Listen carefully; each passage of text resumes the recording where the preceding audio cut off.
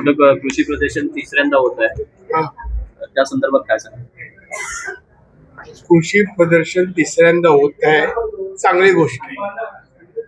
रत्नागिरीच्या विकासाला कृषीच्या माध्यमातून, कृषी आणि कृषी उद्योगच्या माध्यमातून लोकांचं दरडोई उत्पन्न वाढवणं, GDP वाढवणं आणि यासाठी लोकांना त्याची माहिती देणं आणि त्या दृष्टीने आजचे कृषी मेळावा किंवा महोत्सव होता.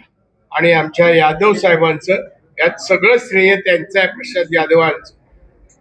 कोकणाचा दृष्टिकोन अशा पद्धतीचं महोत्सवचा आहे ते कोकणामध्ये वारंवार होणं गरजेचं आहे. आपली सूचना मान्य करू आणि वारंवार घेऊ.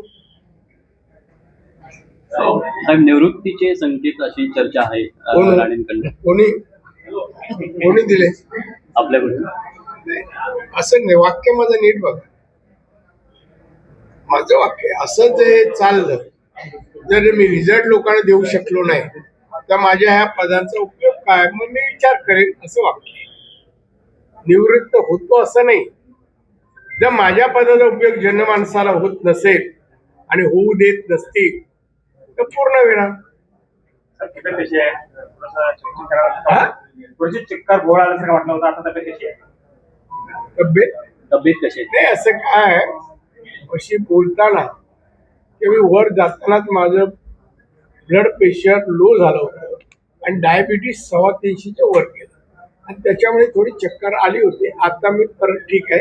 आता परत एका शाळेत चाललो. येतात तर फॉलो मी.